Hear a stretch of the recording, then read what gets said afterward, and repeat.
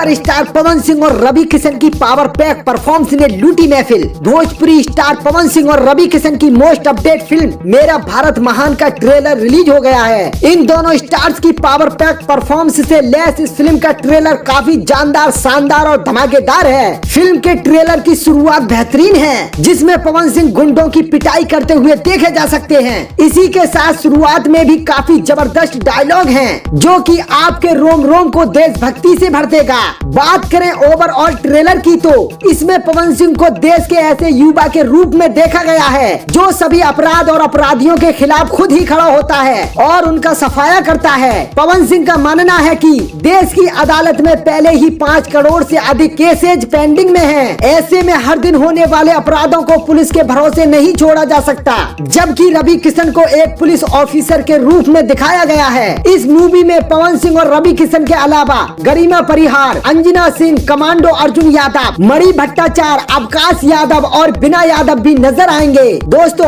आपको पवन सिंह और रवि किशन की फिल्म मेरा भारत महान का ट्रेलर कैसा लगा कमेंट में जरूर बताएं और भोजपुरी सिनेमा से जुड़ी खबरों के लिए मेरे YouTube चैनल को जरूर सब्सक्राइब कर लें।